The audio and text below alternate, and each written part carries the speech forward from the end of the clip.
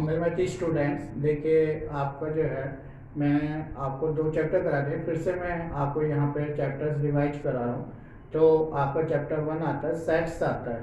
देखिए ये मैथ्स में जो है बिल्कुल डिफरेंट ब्रांच है जो आगे जाके मॉडर्न अलजेब्रा में यूज होती है। सेट्स है आपका, इससे कनेक्टेड आपका next chapter relation and functions आता है, तो वो भी इससे कनेक्टेड चैप्टर है। यहाँ पे जो सेकंड चैप्टर है रिलेशन फंक्शन, वो आप देखेंगे 12th में फर्स्ट चैप्टर है। तो इससे हायर मैथमेटिक्स में मॉडर्न अलजेब्रा एक टॉपिक्स आता है, पूरी ब्रांच है, उसमें हम यहाँ पे इसके बारे में डील करते हैं। तो देखिए सबसे पहले हम सेट्स पढ़ते हैं। तो सेट्स में क्या होता है, देखिए जिन्होंने यहाँ पे नोट्स बना लिए, सॉल्व कर लिया है, उन्हें आगे दोबारा से सॉल्व करने की जरूरत नहीं है नोट्स बनाने की। तो जिन्होंने न्यू स्टूडेंट्स हैं तो वो आप यहाँ पे इसमें सॉल्व करेंगे अपनी फेक कॉपी पे, और इसके क्वेश्चंस जो हैं वो अपनी फेक कॉपी पे नोट करेंगे, ठीक है। तो सबसे पहले मैं सेट्स के बारे में बता रहा हूँ। तो ये सेट्स क्या होता है, ये कलेक्शन होता है well defined object. It is a collection of well defined object, तो उसको हम क्या बोलते हैं, सेट्स बोलते हैं। अब वेल डिफाइंड ऑब्जेक्ट्स क्या होते हैं, जैसे हम इंग्लिश के अल्फ़ाबेट्स कहते हैं, उसका कलेक्शन कर रहे हैं। तो हमने यहाँ पे इसका कलेक्शन करा ABCDEFZ, तो कितने लेटर्स होते हैं, 26 लेटर्स हैं। तो ये आपको क्या होगा, एक सेट बन गया। इसको हम इस सब किससे डिनोट करेंगे, हम इस सब कैपिटल लेटर से डिनोट करेंगे, और it is enclosed bye curly brace bracket. कौन सा ब्रैकेट यूज करेंगे, हम कर्ली ब्रेस ब्रैकेट यूज करते हैं सेट्स को डिनोट करने के लिए। इसमें आपको जो सिंबल्स यूज होते हैं पर्टिकुलर उसके लिए यूज होते हैं।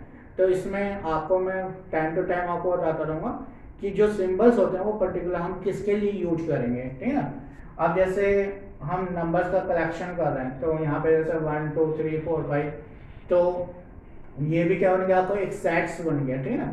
इसी तरह से आपका अगर कहा जाए collection of the 10 top batsman, जो आपके 10 टॉप बैट्समैन है उसका कलेक्शन कर रहे हैं, तो आप देखेंगे ये वेल डिफाइंड ऑब्जेक्ट नहीं है। आज कोई था कल कोई और है, आज कोहली था कल और कोई हो जाएगा, ठीक है ना, विराट कोहली। तो ये it is not a well defined object. या आपसे कहा जाए आपको कलेक्शन करना है ऑफ 10 बैट्स पोइट का इन हिंदी या इंग्लिश, तो इसमें भी टाइम टू टाइम जो चेंज हो रहा है। तो यहाँ पे हम जो वर्ड यूज कर रहे हैं वेल डिफाइंड, तो वेल डिफाइंड का मतलब होता है कि जो पूरी तरह से परिभाषित हो, तो उसको हम जो है वेल डिफाइंड बोलते हैं। उसमें आपको उसके कलेक्शन को जो हम सेट से डिनोट करते हैं। अब देखिए जैसे हम मंथ का कलेक्शन कर रहे हैं, जैसे जनवरी फरवरी मार्च अप्रैल एंड सो दिसंबर, 12 महीने होते हैं, तो इसका कलेक्शन कर रहे हैं, तो ये भी आपको एक सेट बन जाएगा। या फिर आप कलेक्शन कर रहे हैं डेज ऑफ द वीक, जैसे Monday Tuesday Wednesday and so December, वो सॉरी संडे तक है, तो उसका कलेक्शन भी आपका सेट होगा। अब देखिए हम यहाँ पे ये वाला सिंबल यूज करते हैं, तो इस सिंबल्स को हम क्या बोलते हैं, that is called belongs to. ये आपका सिंबल जो यूज होता है इन बिटवीन किसके बीच में होता है, एलिमेंट एंड सेट के बीच में यूज होता है। लेफ्ट का हम एलिमेंट लेते हैं, राइट को आप क्या लेंगे, सेट लेंगे। फिर इसी तरह से हम एक सिंबल आपका ये यूज करते हैं, तो ये किस लिए यूज करते हैं, डज नॉट बिलोंग्स टू। फिर इसी तरह से आपको ये सिंबल यूज करेंगे, तो ये रिप्रेजेंट करता है इम्प्लाइज दैट, और अगर आप इसमें डबल एरो लगा देते हैं तो it is represented by if and only if. अब देखिए आपका सेट ए में 6 नहीं है, तो इसको हम किस तरह से लिखेंगे, 6 और सिंबल यूज करेंगे ए, तो इससे इम्प्लाइज होगा 6 does not belongs to set A. 6 जो है सेट ए को बिलोंग्स नहीं करता है। ये इसमें नेक्स्ट आता है पर सेट रिप्रेजेंटेशंस। तो सेट को हम 2 तरह से फॉर्म में रिप्रेजेंट कर सकते हैं। पहली फॉर्म आपके आते हैं टैबुलर फॉर्म या रोस्टर फॉर्म, और दूसरी आपकी फॉर्म कहलाते हैं सेट बिल्डर फॉर्म या रूल मेथड। देखिए जिसमें हम डायरेक्ट एलिमेंट बिलोंग करते हैं सेट को, तो उस फॉर्म को हम बोलते हैं टैबुलर या रोस्टर फॉर्म बोलते हैं। तो जैसे आपके अभी मैंने आपको बताया सेट ए में 1 2 3 4 5, तो इसमें डायरेक्ट एलिमेंट जो है सेट को बिलोंग कर रहे हैं, तो ये कौन सी फॉर्म कहलाती है, it is called the tabular form या रोस्टर फॉर्म कहलाती है। अब इसी को हम इसके अकॉर्डिंग इसकी प्रॉपर्टी अगर इसके लिखते हैं, अब देखते हैं कि आपके सारे क्या नेचुरल नंबर्स हैं जो लेस देन और इक्वल टू 5 हैं। तो यहाँ पे हम इस तरह से इसे डिनोट करेंगे x such that x is a natural number less than equal to 5। तो ये फॉर्म कहलाती है आपकी सेट बिल्डर फॉर्म, इसे हम सेट बिल्डर फॉर्म बोलते हैं। अब जैसे हमने एक सेट लिया था ए बी सी डी, तो आप देखेंगे कैसे है ये element, it is the English alphabets, English alphabets है।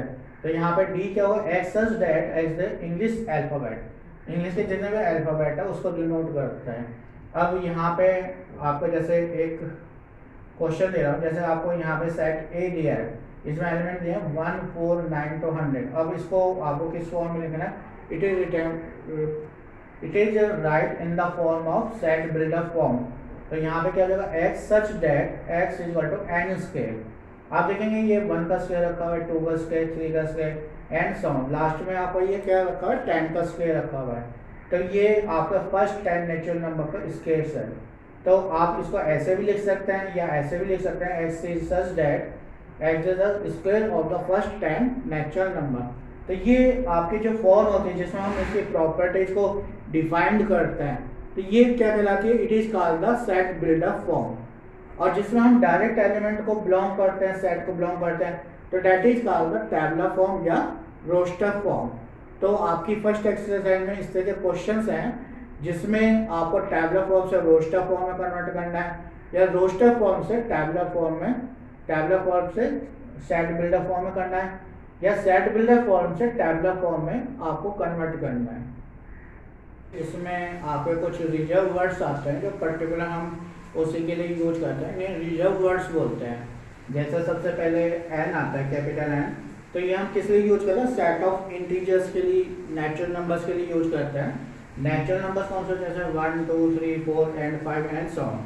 तो ये आपके सेट ऑफ नेचुरल नंबर्स के लिए यूज करेंगे कैपिटल एन। फिर इसके बाद कैपिटल जेड आता है, तो ये किस लिए यूज करते हैं, सेट ऑफ इंटीजर्स के लिए यूज करते हैं। देखिए इंटीजर्स में आपका इन्फिनिटी से स्टार्ट होंगे, माइनस इन्फिनिटी, फिर आपका -3 आएगा, फिर आपका यहाँ पे -2 -1 0 1 2 3 अप टू इन्फिनिटी। इसी तरह से क्यू किस लिए यूज करते हैं, सेट ऑफ रेशनल नंबर्स के लिए यूज करते हैं।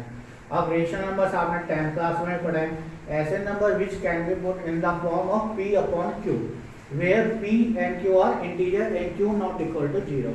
तो ऐसे नंबर्स को हम क्या बोलते हैं, रेशनल नंबर्स बोलते हैं। और रेशनल नंबर्स में आपके ये भी आ जाते हैं, नेचुरल नंबर्स भी और इंटीजर्स भी इसमें आ जाते हैं। तो ये कैपिटल क्यू को डिनोट करता है। फिर कैपिटल टी यूज करते हैं, ये यूज करते हैं set of irrational number. Irrational numbers आपने 10th क्लास में भी पढ़ा है, 9th 10th में, जैसे √2 हो गया, √3 √5 एंड सो ऑन। तो ऐसे नंबर जो है वो कैपिटल टी में आते हैं। फिर इसके बाद जेड पॉजिटिव आता है, तो ये क्या शो करता है, सेट ऑफ पॉजिटिव इंटीजर जो 0 से स्टार्ट होते हैं, 0 1 2 3 4 एंड सो ऑन। तो ये आपको जेड पॉजिटिव को रिप्रेजेंट करेंगे। फिर जेड नेगेटिव आता है, इन्फिनिटी से स्टार्ट करें, -3 -2 -1 0। तो ये रिप्रेजेंट करता है आपको Z negative, set of negative integers. ये इसमें एक दो और लेटर्स रह जाते हैं जो पर्टिकुलर हम उसी के लिए यूज करेंगे रिजर्व वर्ड्स में। जैसे कैपिटल आर आता है, तो ये किस लिए यूज होता है, सेट ऑफ रियल नंबर्स के लिए यूज होता है। अब देखिए रियल नंबर्स कौन से होते हैं, जितने भी आपके इंटीजर्स होते हैं, सेट ऑफ इंटीजर्स हो गए, या जितने भी आपके रेशनल नंबर्स हो गए, या जितने भी आपके इरेशनल नंबर्स हो गए, तो इन सब का कलेक्शन जो होता है ना सेट ऑफ रियल नंबर्स बोलते हैं। फिर इसी तरह से कैपिटल सी आता है, तो ये क्या रिप्रेजेंट करता है, सेट ऑफ कॉम्प्लेक्स नंबर को रिप्रेजेंट करता है। अब जैसे x² + 4 = 0 है, अब आप इसे सॉल्व करेंगे, तो इस तरह की आपने इक्वेशंस या 10th क्लास में सॉल्व करते क्वाड्रेटिक इक्वेशन में, उसमें आपके थर्ड कंडीशन आते थे कि when roots are not real. तो देखिए जब आप इसको x की वैल्यू निकालोगे तो इसके रूट के अंदर कैसी वैल्यू आपकी आएगी, नेगेटिव वैल्यू आ जाती है, जिससे कि आपको ये शो होता है कि कैसे number, it is not a real number. कैसे नंबर है, it is a imaginary number. तो ऐसे नंबर्स आपके इस सेट ऑफ रियल नंबर्स में नहीं आते, बाकी सब नंबर्स आपके सेट ऑफ रियल नंबर्स में आते हैं। अब जैसे मैं एक क्वेश्चन ले रहा हूँ, आपको यहाँ पे दिया a such that a is equal to x such that x belongs to z, x is less than equal to 4। अब हमें इसे किस फॉर्म में लिखना है, टैबुलर या रोस्टर फॉर्म में लिखना है। अब भाई हमने ये किस फॉर्म में देखा, it is the roster set builder form, ठीक है ना। अब देखिए जो हमें कंडीशन दे रखी है इसको सॉल्व करते हैं। तो यहाँ पे आपने करी होगी 10th क्लास में। तो देखिए जैसे आपको ऐसे इंटीजर्स लेने हैं जिनका स्केल करके 4 से लेस देन 9। तो अगर आप इसे सॉल्व करेंगे तो यहाँ पे कहेगा x लेस देन 2 और ग्रेटर देन -2। अगर -2 से ग्रेटर देन और 2 से लेस देन के जितने भी नंबर उनका स्केल करेंगे तो हमेशा किससे 4 से लेस देन होगा। तो अगर आप इसमें इसको रोस्टर फॉर्म में लिख रहे हैं इसी सेट पर, तो कौन से नंबर आएंगे -2 के बाद जो आपका आता है जैसे -1, 0 और 1, तो ये आ जाएगा। अगर सपोज यहाँ पे इक्वल टू साइन लगा होता है जैसे x square less than equal to 4, तो यहाँ पे x greater than -2 less than equal to 2। तो इस कंडीशन में अगर आप यहाँ पे सेट ऑफ इंटीजर्स लेते हैं तो -2, 0, 1 एंड 2। तो ये भी आपको एक क्वेश्चन ले रहा हूँ, यहाँ पे आपको सेट ए दिया है x सच दैट, यहाँ पे सच दैट दिया है x belongs to z and -12 less than x less than 9/2। तो आपको यहाँ पे किस फॉर्म में लिखना है, इसमें एलिमेंट लिखते हैं जो इसमें आ रहे हैं, लिस्ट बनानी है।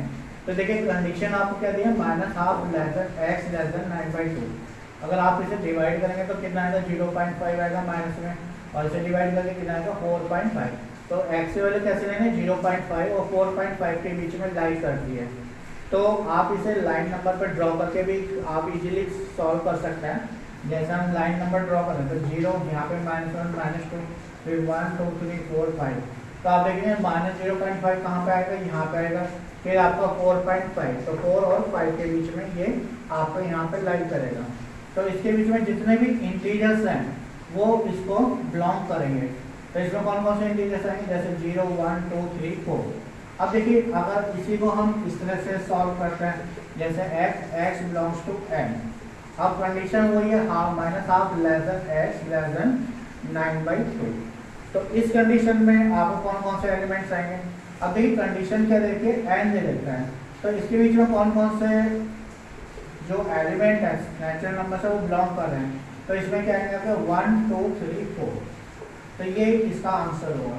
तो आज आपको एक्सरसाइज 1.1 के क्वेश्चंस करने हैं, इसके कुछ और साइड बुक से क्वेश्चन देता रहूँगा तो आप इसे भी सॉल्व करेंगे।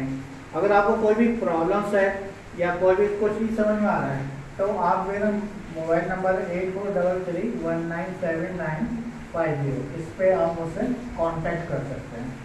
Thank you, have a nice day.